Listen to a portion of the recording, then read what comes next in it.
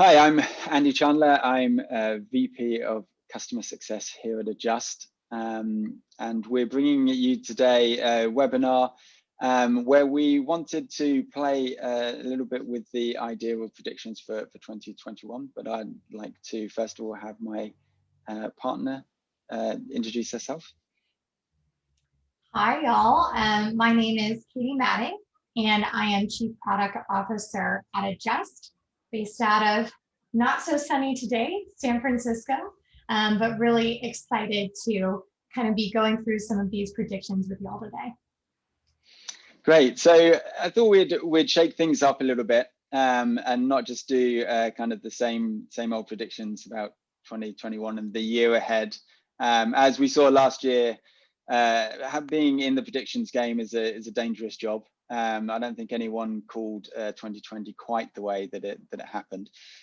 So instead, as obviously we have a fantastic product engineer here, we would build a time machine and actually travel to the end of 2021 and reflect on some of the things that have happened and how that's shaped our industry. So to kick things off, there are four things that have happened so this year in 2021. The first is that there's been the first runaway gaming hit on OTT that's driven 1 billion downloads. Everyone's been talking about it. Everyone's been playing it. And no one's gone outside for a wholly different reason in 2021. We've also seen one of the top 10 apps downloaded of all time move away from other monetization models and gone to a subscription model instead. It was hugely controversial at the time, but has definitely borne fruit. And everyone is now looking at the same way to monetize.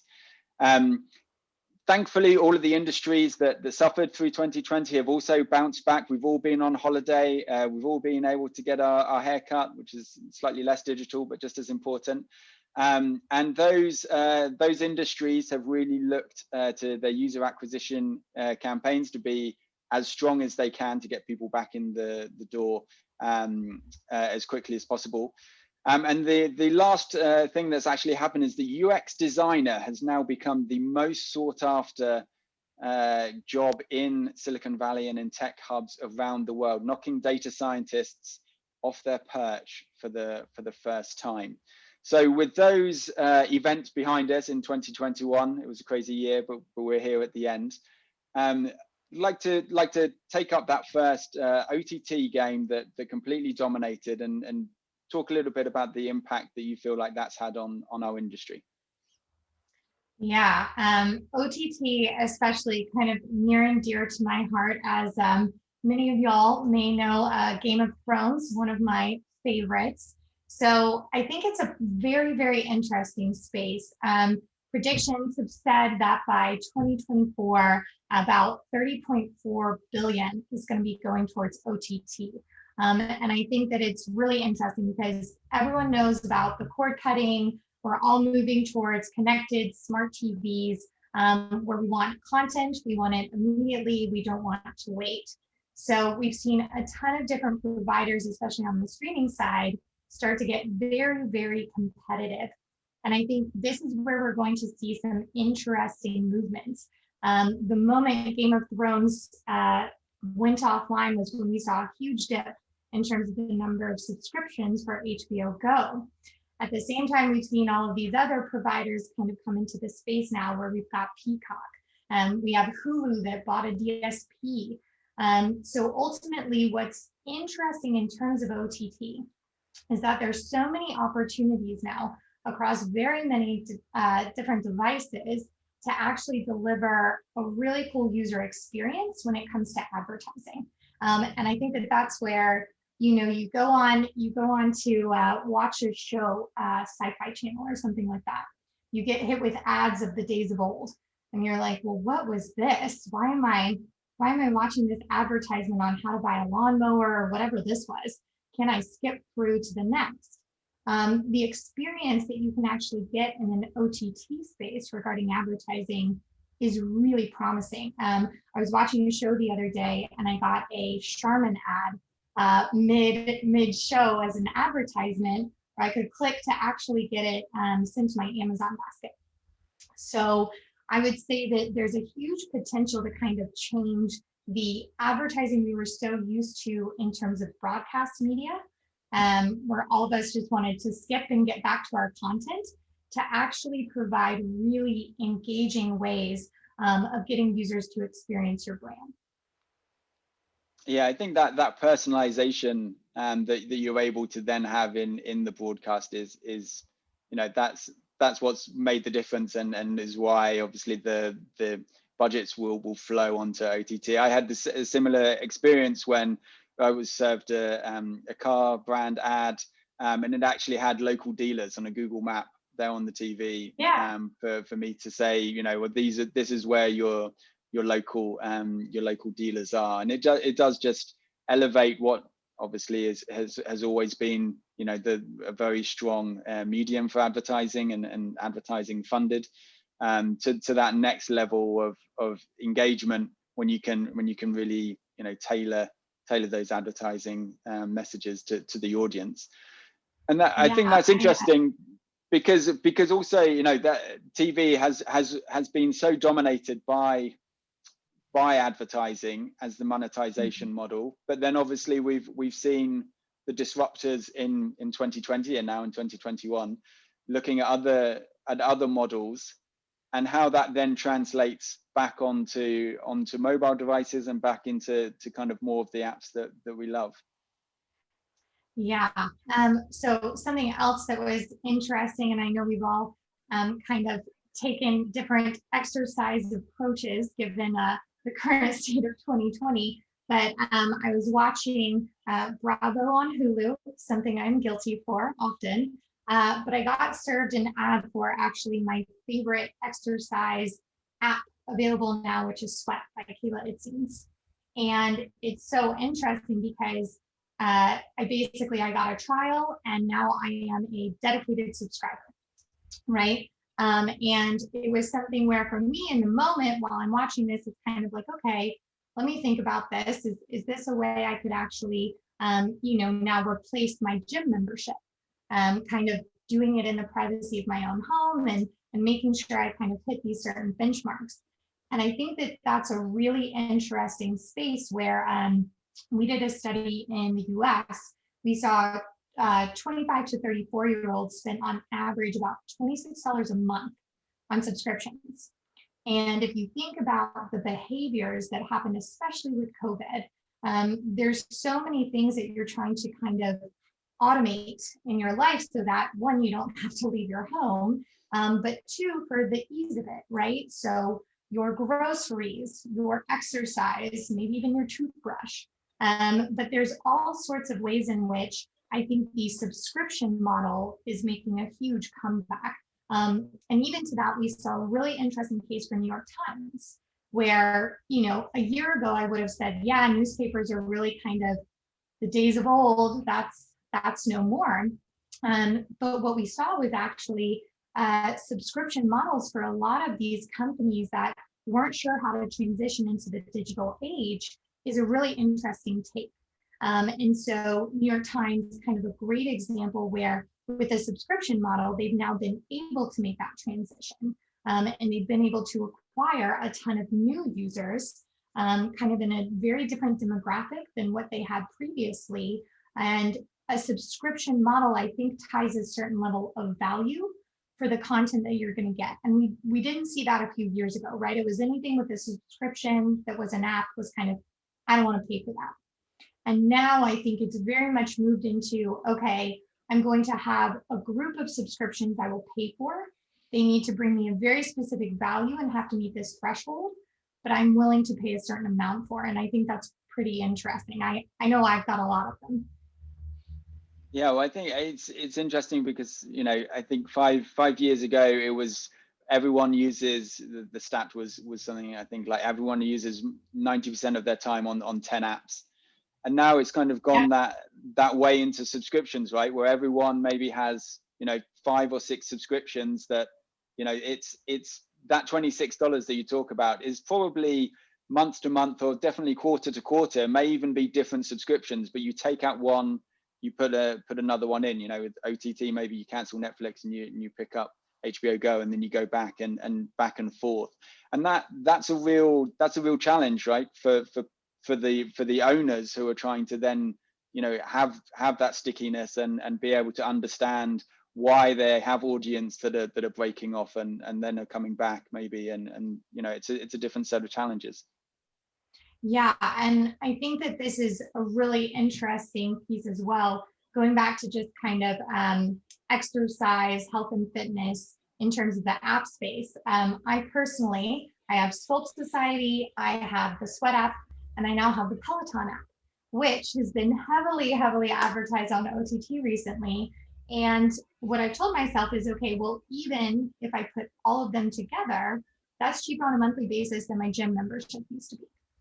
So I think what's interesting there is the competitive nature in which you're going to have to make sure you own kind of your specific vertical of the subscription space, because that is how users evaluate this, right? Like, okay, well, this is my grocery subscription. This is my health and fitness subscription. This is my streaming TV subscription. And I think there's a certain threshold in which if they all provide a different level of value, a user can kind of stick with maybe a few, but that's where we're going to see, I would say, a huge surge in terms of the need for automation through optimization, right? And especially if you take a look at Peloton, there's such a level of personalization in terms of the creative that they are sharing to try to elevate that new subscription-based app that they offer.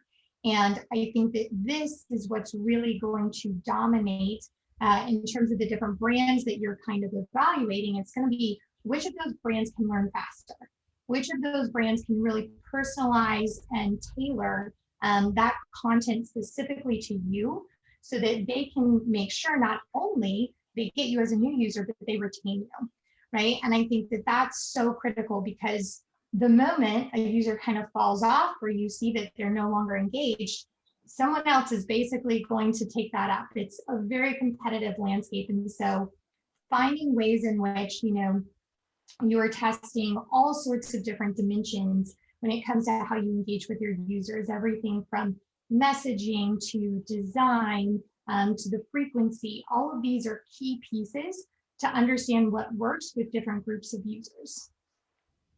Yeah, and as we described at the beginning, that's been a big challenge for everyone who saw their audience go up in 2020, and are now trying to re-engage and keep those customers throughout 2021. And you know, that's a real challenge for any business, is how to retain and keep those customers happy, and to keep them engaged.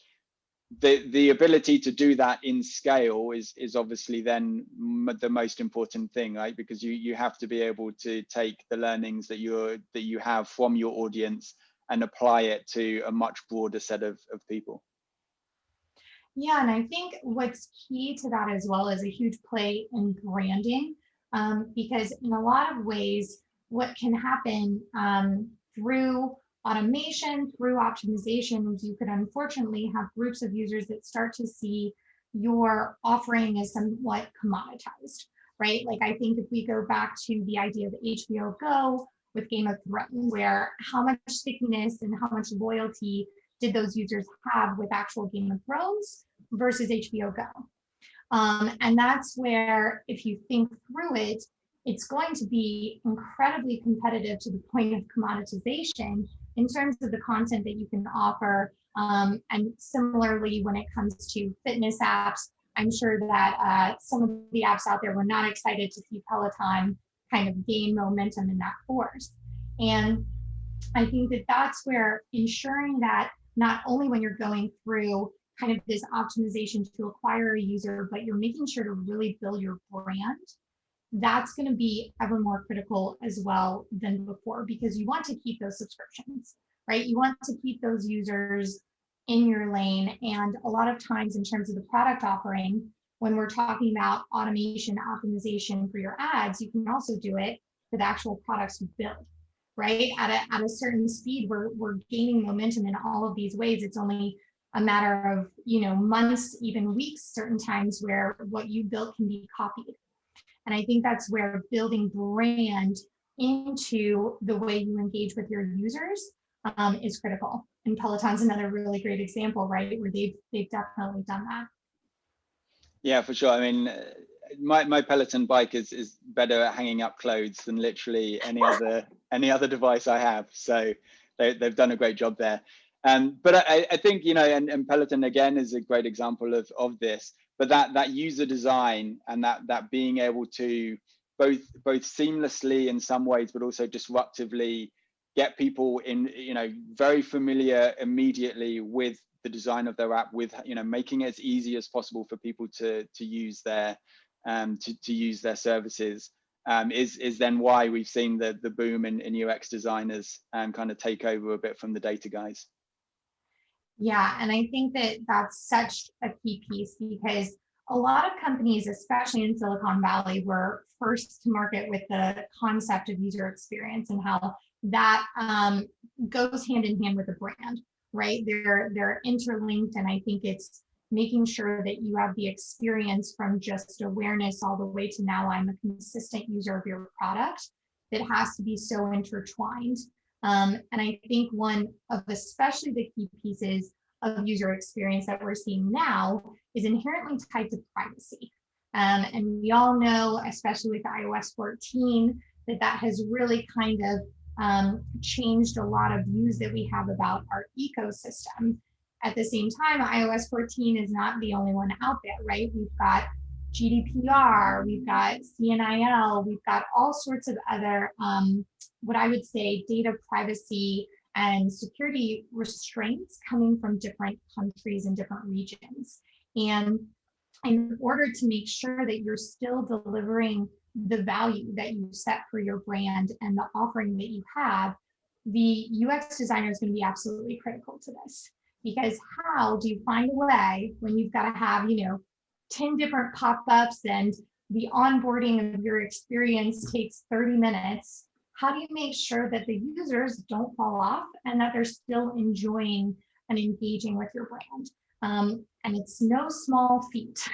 So that's where really finding a designer that understands the actual user problem, understands how they can achieve an experience to really make something as seamless and as automated as possible for those end users so they can get to the value, is really going to kind of set them apart. And I see that becoming the most kind of important position out there within the next year. And even for us, we've been testing a ton for iOS 14 and the opt-in, because ultimately, end users' privacy is absolutely one of the most important things at Adjust.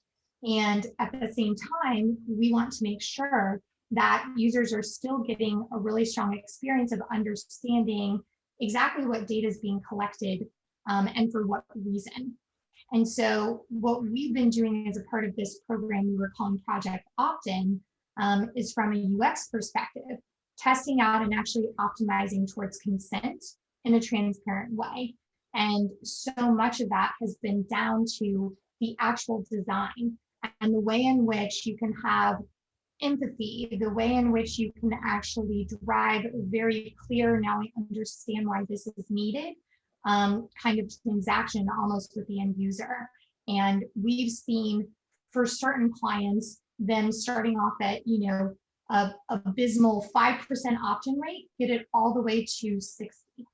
And that is specifically because of the research we've done with the user experience and the playing around with different dimensions of the design and messaging.